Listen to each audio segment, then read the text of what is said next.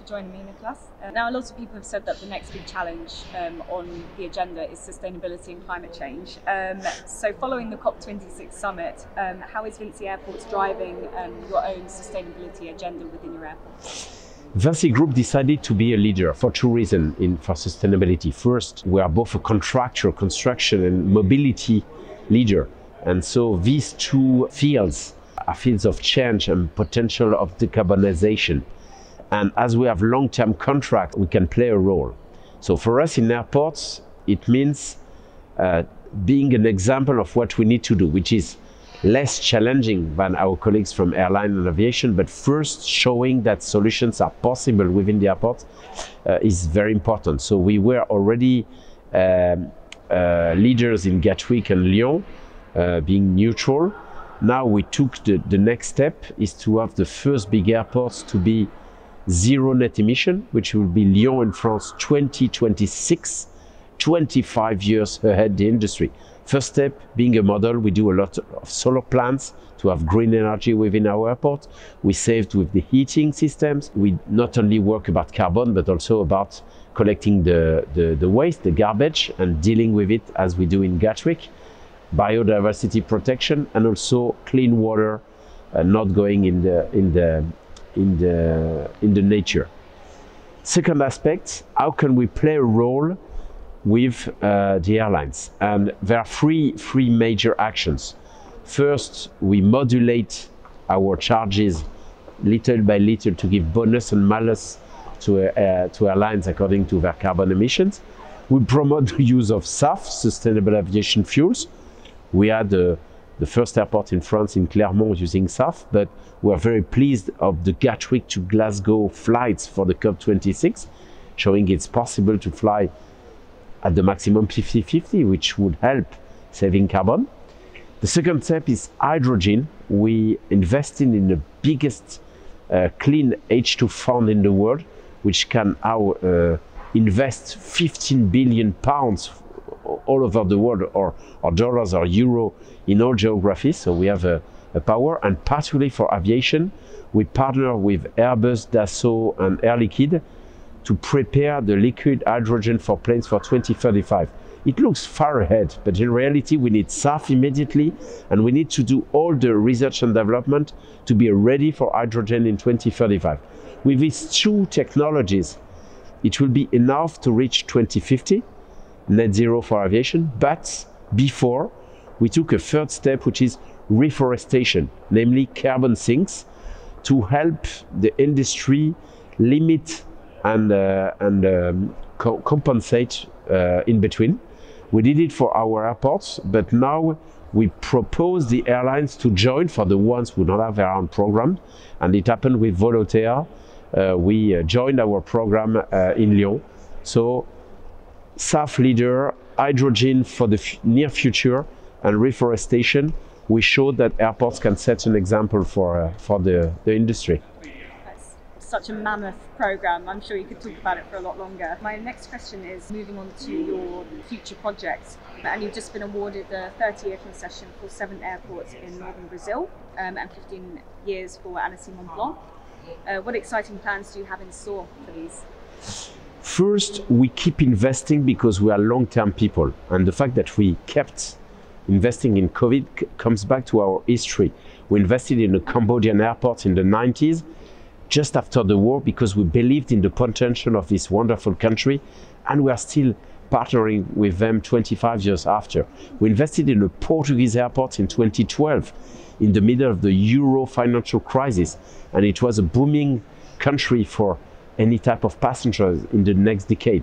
It happened the same, we believe, in Brazil. We had already Salvador, Bahia airports. Now we will develop Manaus and Block North.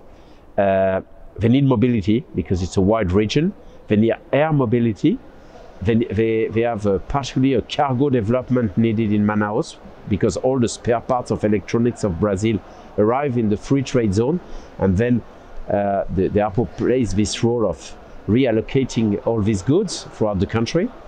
But we have our sustainability agenda. We were recognized twice in a row the greener airport, the more sustainable airport of Brazil in Salvador will do even more measures for water, garbage reuse, and carbon limitation in Manaus and Block North, and reforestation program directly in Amazonia.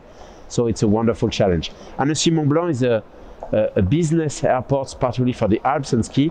Particular message for our UK passengers: the French ski resorts are open, and you can go through Lyon, Grenoble, Chambéry, or Annecy. You can use commercial flights or business flights.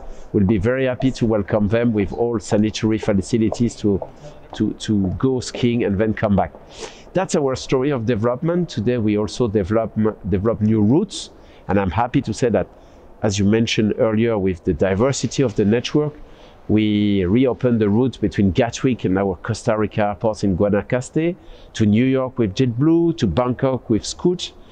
Also reopening or opening new flights like between Rennes in Brittany to Porto. Yes, the world needs connectivity, and after the pandemic, we'll need to reopen all these diverse links between the countries. What modernization or project management plans do you have for some of the airports in your network? So we have first the commitments. Some of the contracts we had were based on greenfield new capacity projects. So naturally we committed to go on these projects during the crisis. We finalized the Santiago de Chile terminal, the T2, which is now ready to open. We have a major hub projects in the Western Balkans, in Belgrade, which is ongoing. We opened some new facilities, and the next 2 years we'll see the achievement of this project. And we had a third commitment in Japan, because Osaka will host the next World Expo in 2025, which is tomorrow. And we launched the T1 extension and renovation project, which will be a showcase of the airports of 2025 with digital facilities. And that will be, I would say, the first pavilion of the expo when you arrive at the Kanshan International Airport. Naturally, these are the main projects, but we have a lot of in preparation. I mentioned the green capex. We have an enormous program of solar plants throughout the world to self-produce our green energy in the airports, but also to sell everywhere where it's possible our green energy local networks. In your opinion, what will be the mega trends that we see emerging in the next couple of years in air travel?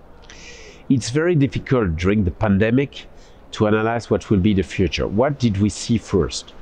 What we call VFR, visiting friends and relatives, is a booming market. The first people you want to see after restrictions is the people you love. And yes, there are social networks or connectivity, but we are human beings, we need contacts, we need to see each other. That's in the village, that's in the city, but that's also with a wider scope of what the diaspora created, where you know people throughout the world. And so we need, this part of air travel will be long-lasting, sustainable. Tourism is very important, not only economically for some parts of the world, and even some big cities like Paris or London, but it's also a matter of peace and prosperity. The fact that within Europe, with the pass and the same type of vaccines and tests, people from north of Europe can go to the south in summer or go skiing is important. And as soon as the restrictions are lifted, people like to use the benefit of air travel for tourism. The big question mark after the pandemic will be long-haul business. I personally believe that you cannot work just with video conference, Teams and Zoom. You need to see your teams, you need to see your clients, customers, you need to see your partners. And for us in concession, you need to meet the government. So yes, we can work with technology, but again, as human beings, I really think people will need to come back. And I think that they cannot today with the restrictions between the big parts of the world. That's why, before knowing if it will be a tendency that long-haul business flights are reduced, we need to uniformize the rules between the countries. The pandemics could last, there will be new variants. Now we know that it's dangerous, but vaccination is the right process. We should lift the restrictions to have common processes between the countries. We have the same vaccine, we have the same type of test. Please organize them before flying so that people know that with a vaccine or a test, they can fly safely for the other, and that they are welcome in other parts of the world. Final question for you. Are you positive for the future? What are you most looking forward to? I think that challenge proved that we are resilient. We saved a lot, and the teams of all our network were incredibly resilient, agile. Our decentralization model showed efficient with solution on the ground by the people. So I really want to emphasize their reaction. And I think mobility is needed. Human beings needs to move locally, but also at a wider scope. And so I'm confident that the challenge of our time is to reconcile mobility with now the pandemic and, more important, the sustainability of the planet. I think it's a challenge, it's not an opposition. And as a leader of the industry, VINCI is proud to commit to reconcile the future of mobility and the sustainability of the planet. Nicolas, thank you so much. That was my final question.